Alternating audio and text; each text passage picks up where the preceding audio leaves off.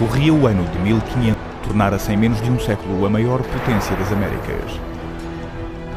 Tinha então acabado de sair de uma sangrenta guerra civil.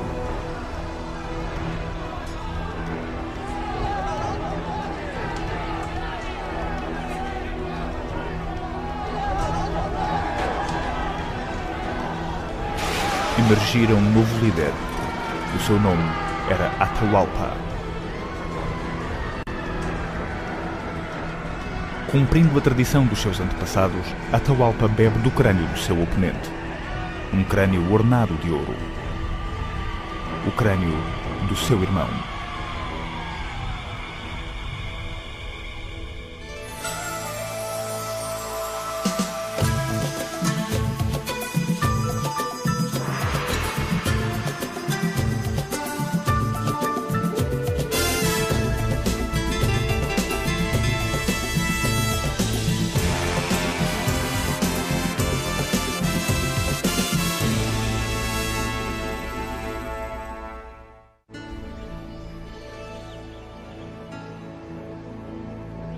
Atahualpa e os Incas prosperaram numa região dura e violenta, onde poucos conseguiriam sobreviver. Abanada por terremotos e vulcões, alguns dos seus pontos mais altos têm o ar tão rarefeito que quem os visita mal consegue respirar. Os seus desertos costeiros, de tão secos, transformavam homens em múmias. Contra todas as probabilidades, os Incas distinguiram-se de uma vasta linha de civilizações que aqui sobreviveram durante séculos. Civilizações como Tiwanaku e Moche, Paracas e Nazca, Icachinca, Chancay e Chimu, os misteriosos antepassados dos Incas. Alguns construíram grandes cidades que estão hoje desaparecidas na lama. Ou escreviam histórias no pano que envolvia os seus mortos. Alguns homenageavam os antepassados, venerando as suas múmias.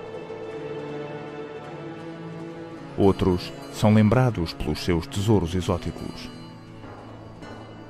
Outros ainda por segredos antigos, imagens tenebrosas esboçadas no chão do deserto. Mas a mais conhecida de todas, a civilização Inca, não duraria mais de 100 anos.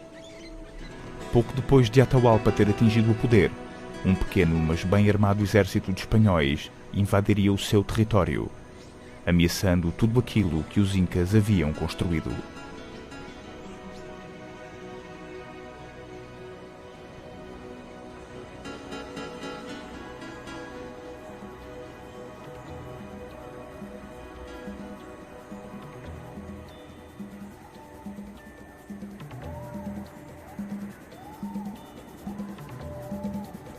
O mais poderoso Império das Américas julgava-se invencível.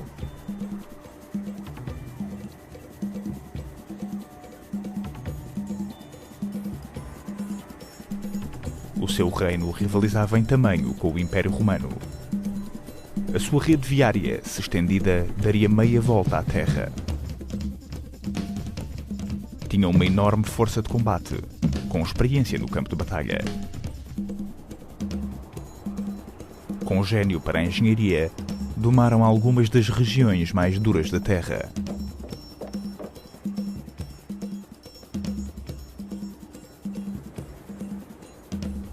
Os seus mensageiros conseguiam percorrer 400 km por dia, por vezes carregando peixe desde o nível do mar até para além dos 3.600 metros de altitude. Adoravam muitos deuses, mas acreditavam que o Sol, chamado Inti, era o seu pai espiritual.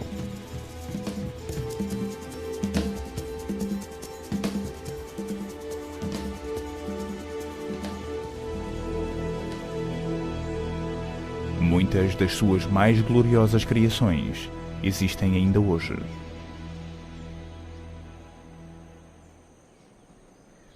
Esta magnífica cidade é um dos grandes mistérios deixados pelos Incas. Durante séculos permaneceu oculta ao mundo exterior. O seu propósito é desconhecido, até pelos seus descendentes. É chamada Machu Picchu.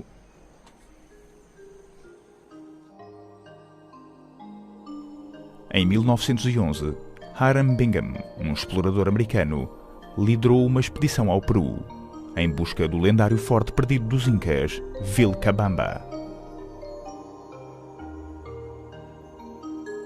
Após semanas de frustração, Bingham seguiu uma pista ao longo de um caminho sinuoso que conduzia ao cume das montanhas. Em breve, a sua luta seria recompensada. Encontrei-me subitamente confrontado com as paredes de umas ruínas de umas casas construídas com o melhor da alvenaria inca. Foi difícil vê-las, pois estavam parcialmente cobertas pelo passar dos séculos. Parecia um sonho inacreditável.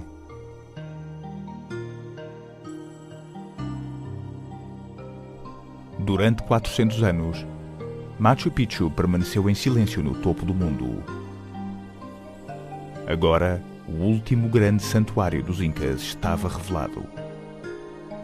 Desconhecido pelos conquistadores durante séculos, esta cidade no céu personifica todos os mistérios das grandes culturas que vieram antes dele.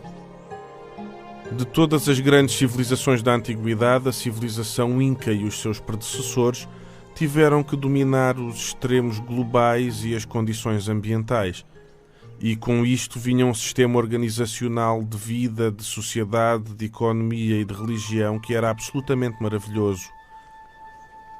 Se conseguirmos perceber a mentalidade destes indivíduos, aquilo que lhes possibilitou sobreviver e prosperar, teremos a chave para os verdadeiros mestres da maior civilização das Américas. E esse é o mistério que temos estado a tentar resolver.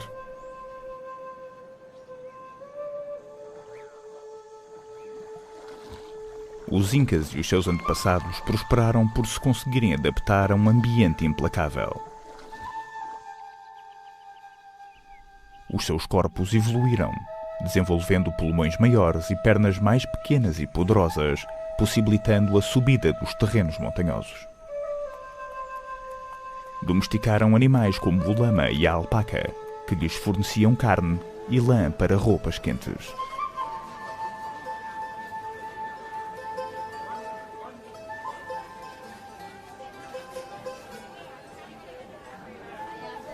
Mas o mais importante terá sido a cultivação de uma vasta rede de terrenos agrícolas que prosperariam em diversos ambientes da região.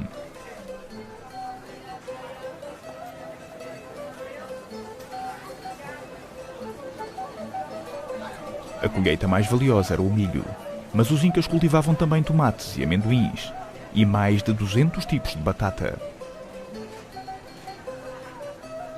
Cultivavam plantas de coca, mascavam as suas folhas para acalmar a fome e a fadiga.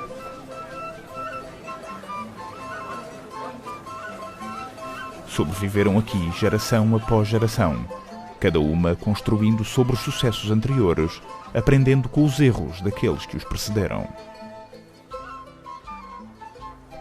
À medida que a população crescia, foram reestruturando a paisagem para satisfazer as suas necessidades.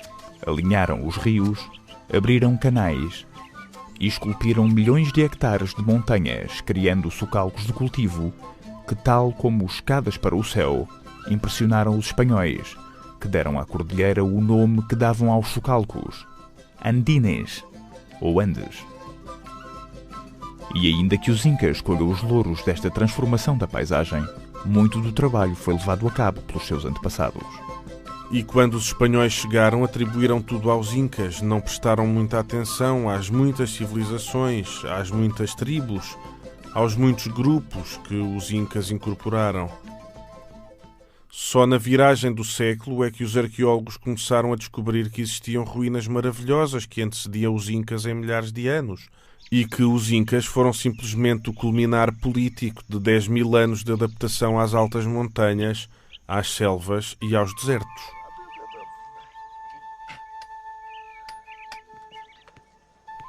Estas culturas eram tão variadas quanto as regiões de onde proliferavam, mas cada uma delas teve de dominar alguns dos territórios mais hostis e algumas das mais duras condições atmosféricas da Terra. A leste, a Amazónia, a maior floresta tropical do mundo. A oeste, a caminho do Pacífico, o mais seco deserto do planeta, a terra dos Nazca, dos Paracas e dos Moche. No meio, a espinha rochosa dos Andes, a mais longa cordilheira montanhosa do mundo e a segunda mais alta depois dos Himalaias. Esta é a terra natal dos Incas. A terra onde este povo prosperou, contrariando a constante fúria dos vulcões e terremotos que destroçavam as suas cidades e destruíam os canais que constituíam o seu suporte vital. Se a paisagem abanasse, forçosamente aquele sistema de canais desmoronava-se e levava muito tempo a reconstruir. Era um mundo completamente diferente. Um mundo de grandes altitudes, de falta de oxigênio, de poucas chuvas, de terremotos e desastres naturais. Era um mundo que estava vivo.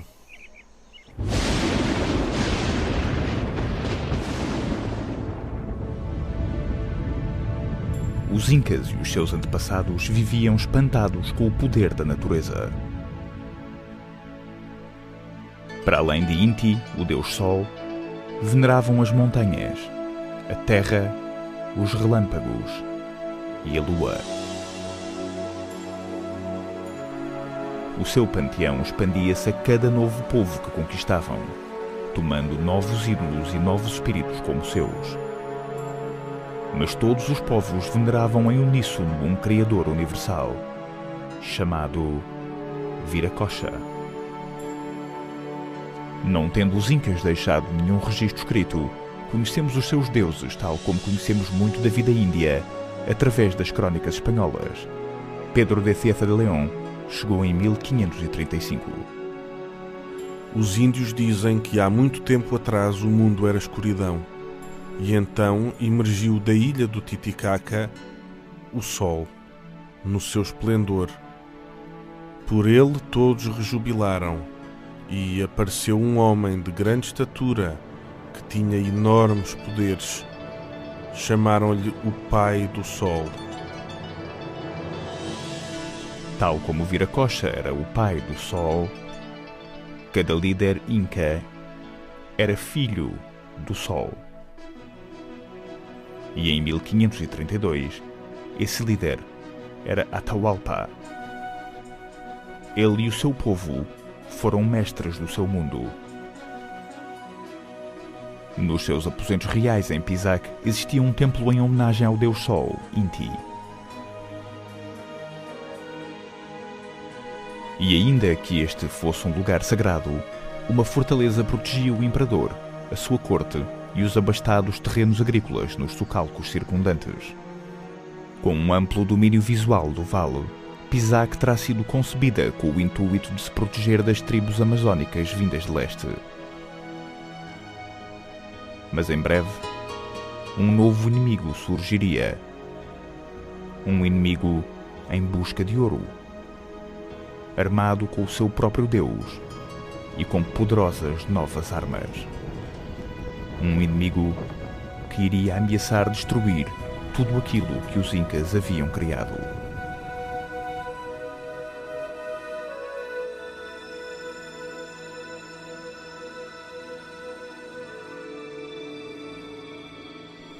Os imperadores Incas viviam uma vida de extraordinária opulência.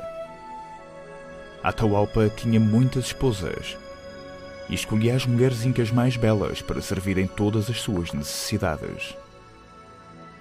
O seu corpo sagrado era vestido com as mais requintadas roupas, usadas apenas uma vez e depois cerimonialmente queimadas. Governava com autoridade absoluta. No mais suntuoso festival do Império, era venerado como um deus na terra.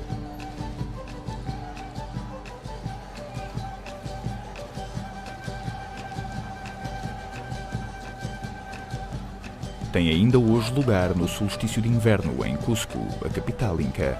O festival de Inti Raymi celebra o sol e todas as suas abundantes ofertas.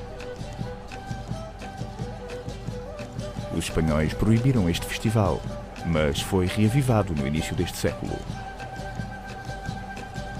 Tal como muitas tradições incas, o Inti Raymi homenageia os antepassados, crentes num deus, no seu imperador e no trabalho árduo.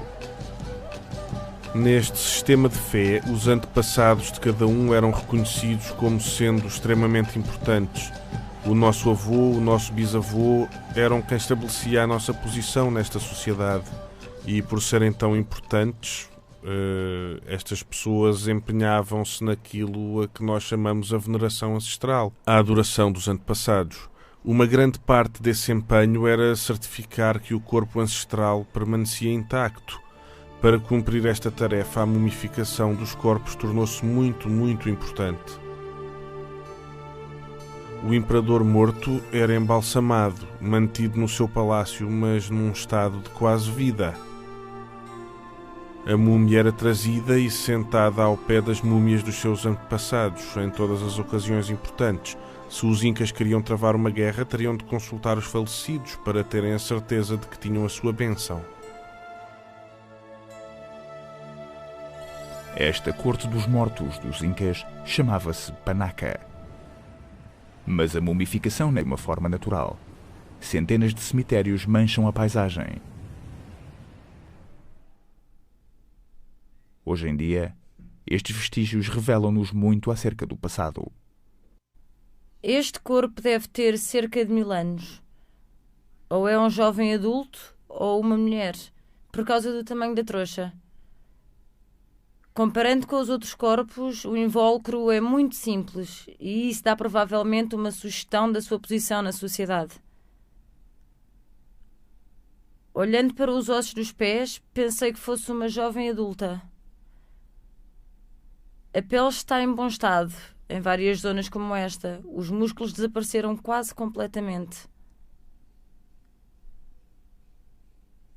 Agora estou a remover o segundo invólucro, na área onde devemos encontrar a cara, mas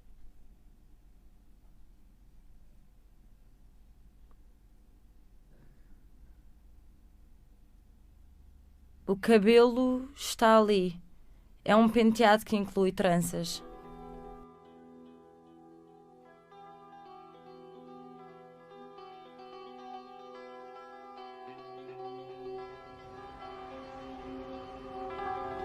Os ecos dos antepassados estão em todo o lado, preservados para sempre na violência das areias do deserto.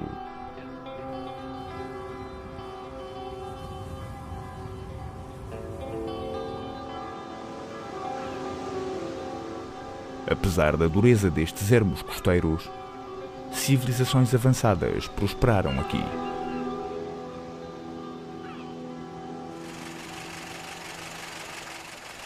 Em 1925, 2 arqueólogos viajaram até um posto avançado no sul do Peru, chamado Paracas, ou areia caindo como chuva.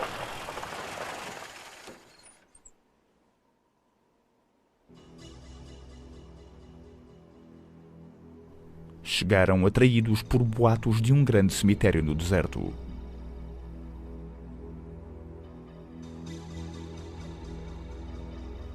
Um deles era peruano, Julio Tello, e o seu colega, Samuel Lothrop, era americano.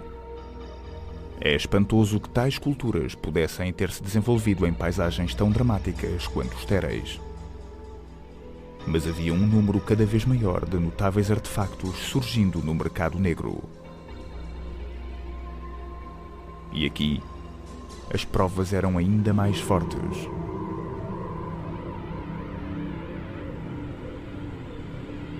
Tello e Lothrop tinham descoberto vestígios de uma civilização pouco conhecida. Os Paracas antecederam os Incas em 1500 anos.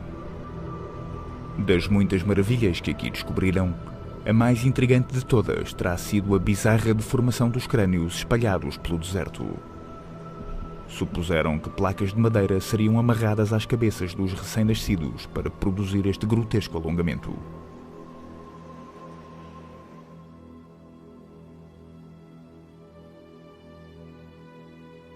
A deformação dos crânios começava quando a criança nascia e continuava até aos 3, 4 anos de idade. Apenas uma pequena percentagem dos crânios era deformada, indicando que era praticado apenas entre a elite ou as classes mais altas.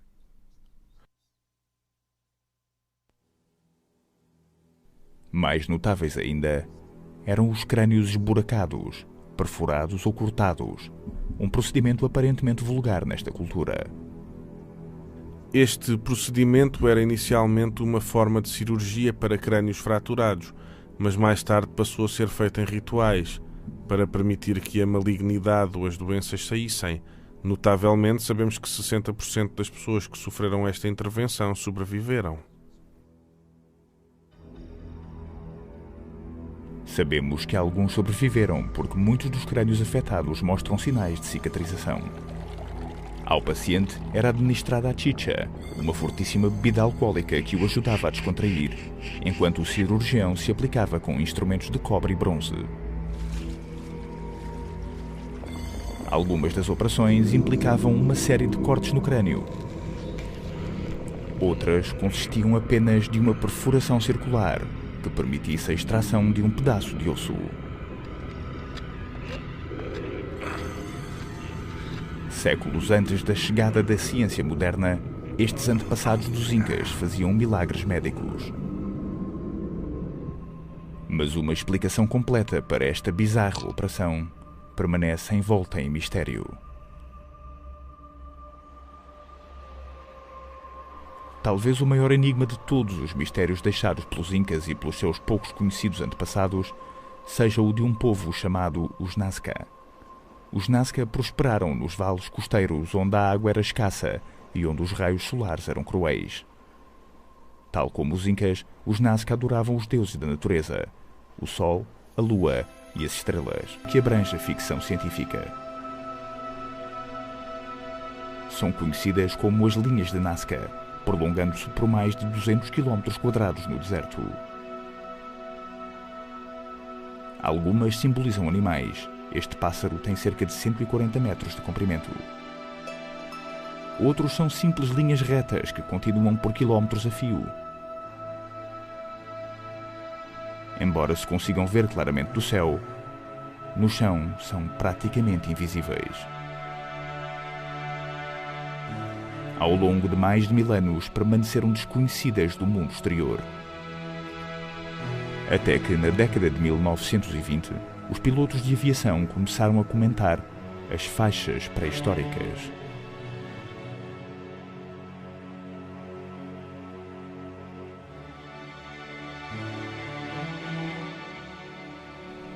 Em pouco tempo, estavam formuladas tantas teorias quantas as linhas no chão do deserto. Eu tentei provar que este planeta foi visitado várias vezes por seres do espaço na antiguidade. Em 1968, o livro Chariots of the Gods, de Erich von Däniken, fomentou um grande debate científico. Na sua tese, os Nazca comunicavam com viajantes espaciais. Pela própria aterragem, alguma areia e pedras são afastadas e fica uma única linha no chão. E depois de algumas horas ou alguns dias, eles recomeçam, talvez noutra direção, e fica outra linha, a linha da descolagem. Acredito que mais tarde, quando os extraterrestres partiam, os nativos iam até aquelas zonas e viam essas duas linhas, a linha de aterragem e a linha de descolagem, e sussurravam: os deuses do fogo vieram nestas linhas. Os académicos mais ortodoxos dispensaram o trabalho de von Däniken, favorecendo explicações mais palpáveis. Havia também uma mulher com as suas próprias teorias. Desde 1941, Maria Rieika tem vindo a dedicar a sua vida à resolução dos mistérios gravados no chão do deserto. Comecei a andar só para ver o que estava lá. Andei por uma linha e subitamente dou por mim num conjunto de linhas. E segui um pouco mais em frente e encontrei caminhos enrolados que se revelaram como sendo a figura de uma aranha. E desde então eu fiquei imergida em toda esta vastidão e procurei por caminhos enrolados para ver se podiam ser figuras.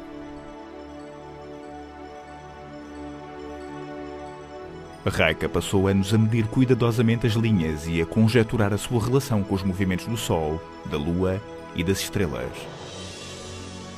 Concluiu que as linhas geométricas são um calendário astronómico gigantesco que dizia aos Nazca quando deviam plantar, irrigar e colher as suas culturas agrícolas. Embora a sua ciência seja segura, alguns creem que lhe escapou uma questão importante. De certa forma, negligenciou a parte antropológica. Não teve em conta o aspecto de quem fez aquelas linhas. As provas implicam que, se muitas pessoas trabalharam nestas centenas de linhas, as mesmas deviam ter uma importância cerimonial. Era uma espécie de estrada ritual que conduzia as pessoas para centros importantes.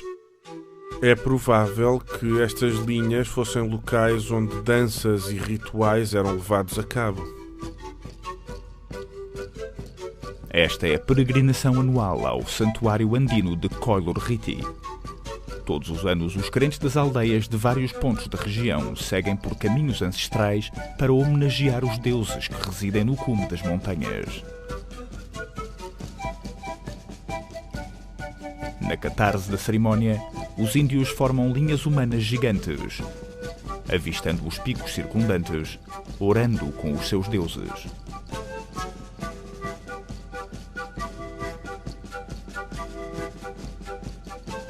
Um dos rituais mais curiosos do festival é a cerimónia do transporte de um bloco de gelo vindo de um glaciar nas montanhas até ao ponto em que se reúnem os crentes, simbolizando as águas que trazem vida para as cidades secas do deserto em que viveram os Nazca.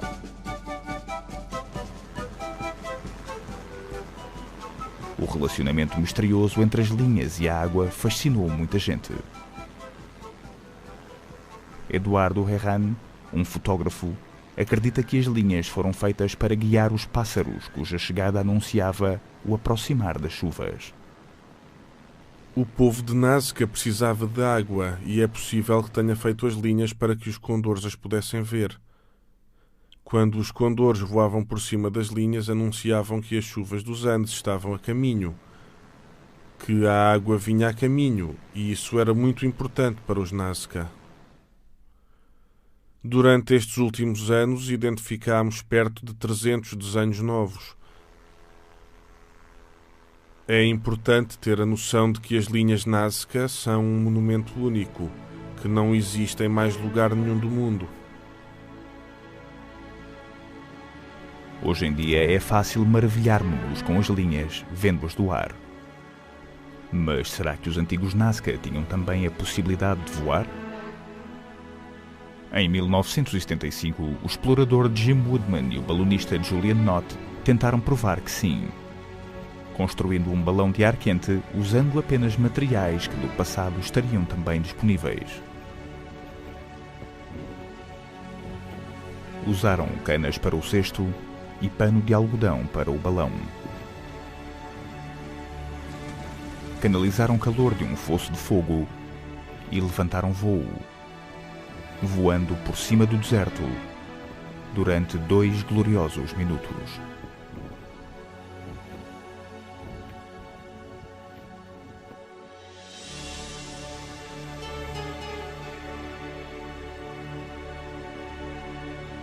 As linhas viveram mais de 1000 anos para além do povo que as criou. Sobrevivendo a terremotos, secas e dilúvios.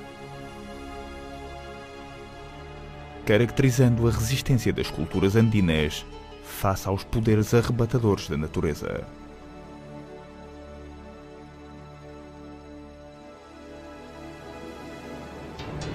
Mas um outro poder juntava forças no horizonte.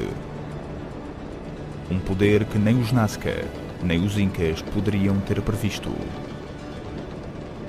Uma força que seria tão estranha para Atahualpa como seria um homem vindo do espaço.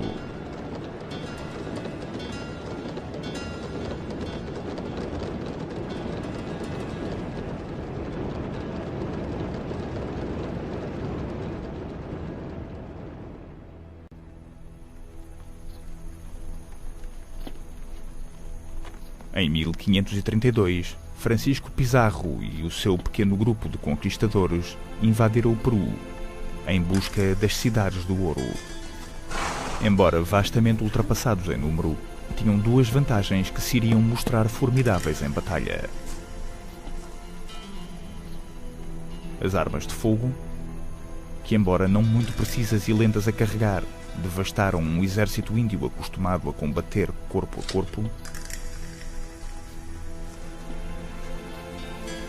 e os cavalos, coisa que nunca antes na América tinha sido vista. Um cronista do século XVI escreveu: os índios estavam aterrorizados com a fúria das investidas dos cavalos. Não se atreviam a aparecer em campo aberto. Assim, 10 cavalos podiam dispersar 1000 índios.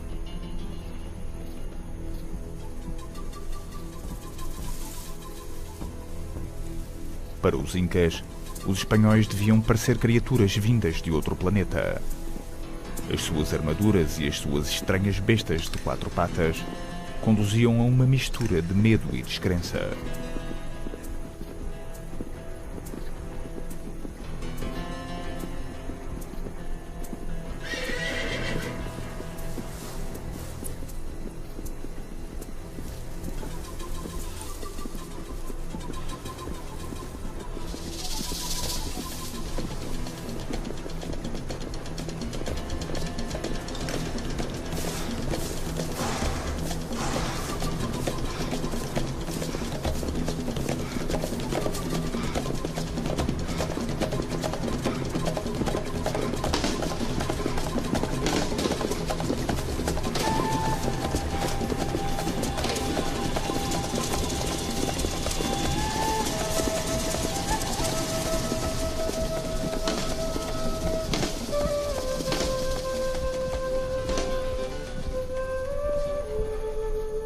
A 16 de novembro de 1532, Pizarro e os seus homens estariam frente a frente com Atahualpa.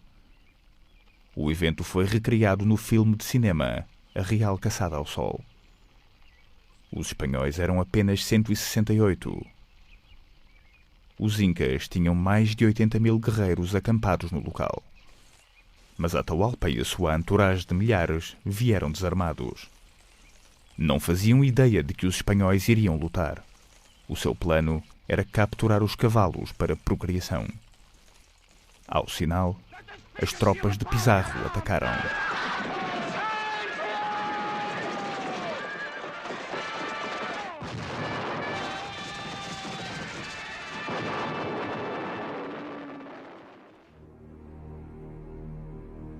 No final do dia, 6.000 incas tinham morrido, sem que se contasse, no entanto, uma única baixa no lado espanhol. Atahualpa escapou com vida, mas Pizarro capturou-o.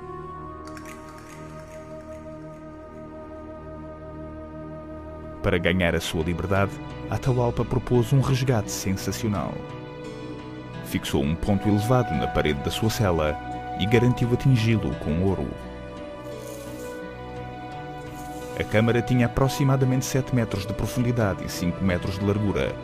Pizarro duvidou que fosse possível, mas deu a Atahualpa 2 meses para cumprir a sua promessa. Todos os cantos do Império foram limpos dos seus tesouros, alguns com séculos de história. Muitos deles foram capturados pelos incas à medida que o seu império crescia.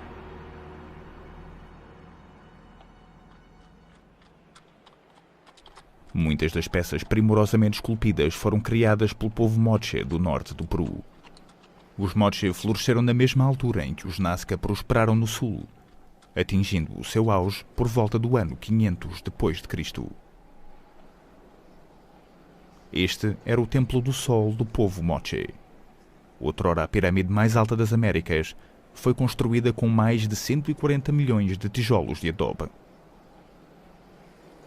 Acreditando que no seu interior existia um enorme tesouro, os espanhóis desviaram o rio Moche, destruindo com água aproximadamente 2/3 da imponente estrutura, revelando enormes riquezas. O reino Moche era pequeno se comparado com o Império Inca, mas era fabulosamente rico. As elites levavam uma vida de grandes cerimónias em que assistiam a sacrifícios humanos. O povo estava rigidamente organizado e trabalhava arduamente na construção do Estado. Irrigavam os campos férteis com um sistema de rega elaborado, colocando os vales costeiros entre os mais ricos vales do Peru.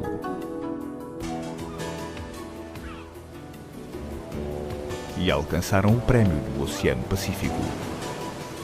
Os descendentes do povo Moche ainda hoje pescam da mesma forma que os seus antepassados, homens fortes em frágeis jangadas, atirando as suas redes para as águas.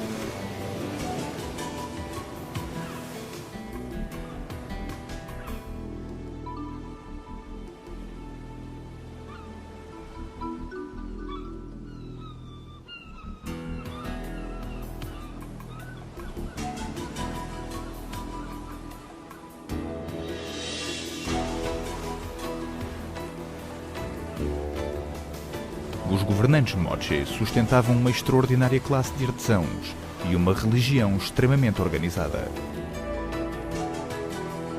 As imagens nas paredes dos seus templos e nos potes de cerâmica sugerem uma vida para a nobreza recheada de rituais enigmáticos e práticas sexuais eróticas.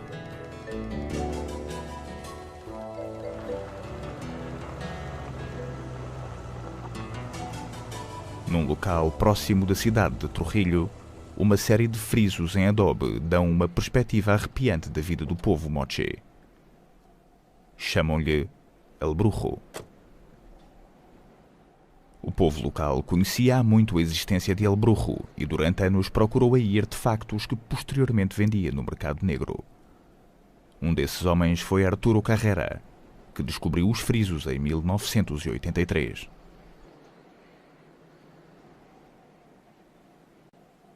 Primeiro descobrimos uma múmia embrulhada e quando a movemos vimos o baixo relevo na fachada. Baixos relevos tão bonitos que nos impressionaram de tal forma que os tapámos com terra e decidimos não contar a ninguém. Eram tão bonitos que tivemos medo que outros viessem cá e os destruíssem. A majestade de uma obra de arte despertou finalmente a consciência de um ladrão. Arturo e os seus amigos partilharam o seu segredo com as autoridades. Hoje em dia trabalha com uma equipa que tenta decifrar os mistérios de El Brujo. Chama-se El Brujo, que é a palavra em espanhol para feiticeiro, porque o templo estava provavelmente ocupado por um poderoso xamã ou por um sacerdote guerreiro, algures no passado. O que vemos neste painel é uma fila de prisioneiros nus amarrados por uma corda à volta do pescoço. Estes prisioneiros quase certamente caminhavam para a sua execução. A quantidade de vestígios de corpos humanos sugere o que realmente acontecia em El Brujo. A grande questão é qual será o verdadeiro significado do sacrifício. O sacrifício em si é um ato consciencioso de matar alguém de uma forma simbólica. É o bem mais precioso que se pode oferecer. De alguma forma, estando este edifício aqui, com todas estas imagens à volta, com toda esta arte, a arte fabulosa do povo do Moche, iremos descobrir a verdadeira relação entre a arte e a realidade. Na iconografia Moche é habitual ver imagens de feitiçaria ou de cura e é interessante ver que ainda hoje se praticam.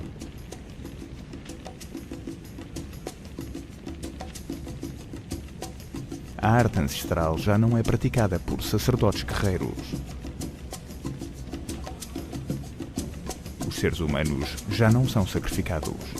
Atualmente, os curandeiros curam de facto, usando ervas e poções para tratar os males do corpo e magia para afastar as forças malignas que atacam o espírito.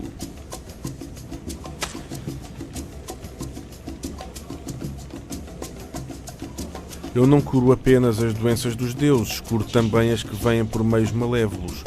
Por exemplo, curo maus ares, epilepsia, perturbações mentais, todas essas coisas.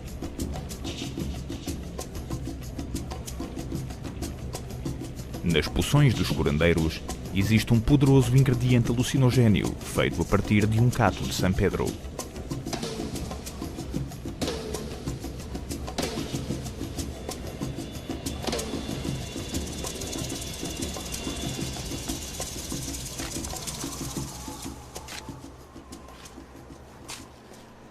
Mas há uma outra tradição antiga, altamente destrutiva, que ainda aqui sobrevive. Os huaqueros, assaltantes de criptas que vendem as relíquias dos seus antepassados no mercado negro.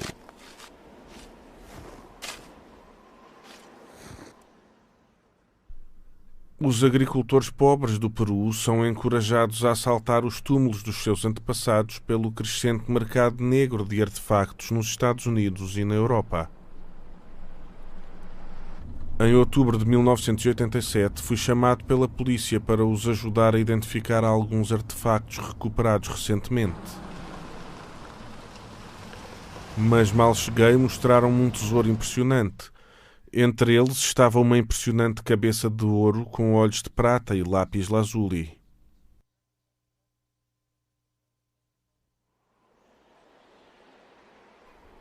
O tesouro veio de um túmulo roubado perto da cidade de Sipan. Quase imediatamente, os locais invadiram o sítio à procura do enorme fosso escavado pelos saqueadores. A polícia chegou no dia a seguir para impor a ordem. Os tesouros pilhados tinham de ser um sinal de uma riqueza maior. Alva e a sua equipa começaram a escavar.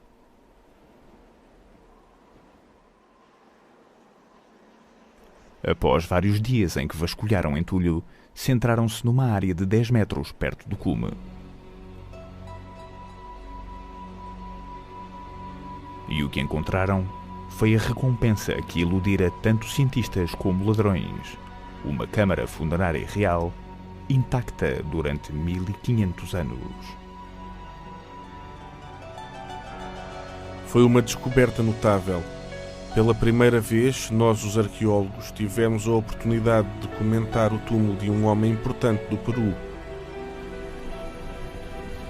No seu túmulo, sentimos que não estávamos sós.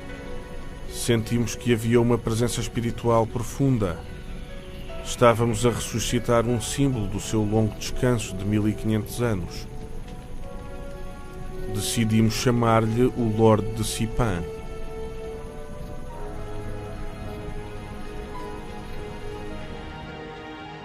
O homem tinha cerca de 35 anos, talvez 1,70 m de altura. Estava rodeado de homens, de mulheres e até mesmo de um cão. Sem dúvida, os seus companheiros em vida. E para o seu túmulo levou uma imensidão de surpreendentes riquezas.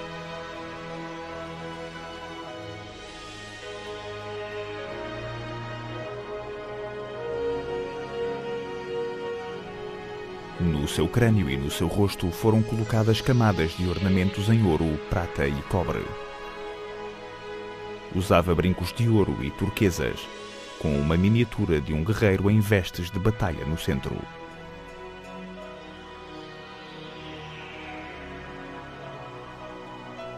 Após as escavações, o túmulo do Lorde de Sipan foi considerado o mais rico das Américas. Para Alva e os seus colegas, foi a descoberta de uma vida. Lembro-me de que quando tinha 15 anos tirei a minha primeira fotografia deste local, apesar de viver muito longe. E vim aqui sem pensar naquilo que o destino tinha reservado para mim.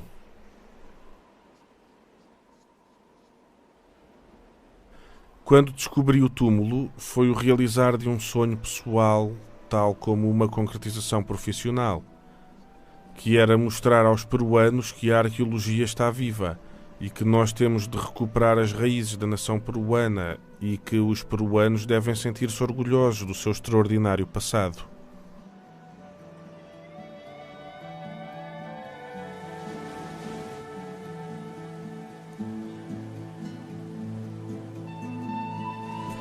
O reino Moche viu chegar o seu fim entre os anos 650 e 800 depois de Cristo.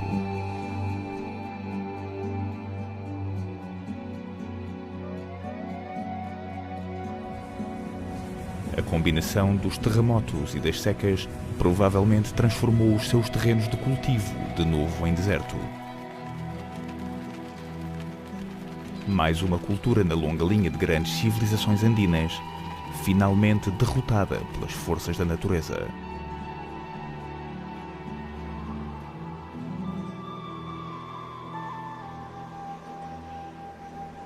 Para os Incas, o fim do Império chegou de forma diferente.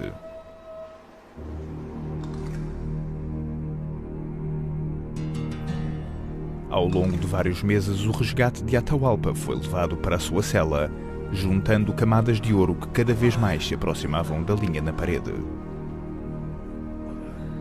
No entanto, cumprido o objetivo, Atahualpa foi condenado à morte, afirmando que lhe seria negada a reencarnação caso fosse queimado na fogueira. Atahualpa foi então amarrado a uma cadeira e sufocado até à morte. O seu tesouro foi derretido para alimentar as fortunas dos reis de Espanha. A Igreja Católica que tentava converter as massas ao cristianismo. Finalmente, as múmias foram enviadas para Lima, para um enterro cristão, pondo termo aos rituais pagãos.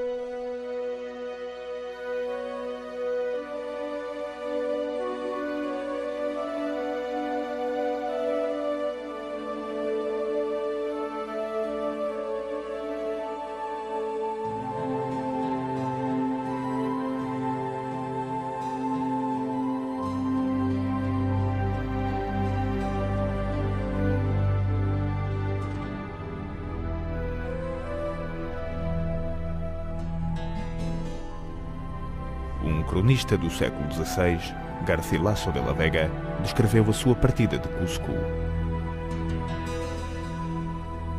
Elas estavam embrulhadas em lençóis brancos. Os índios ajoelharam-se fazendo vénias, lavados em lágrimas vendo-as passar. Os espanhóis descobriram também as cabeças, pois estes eram corpos reais.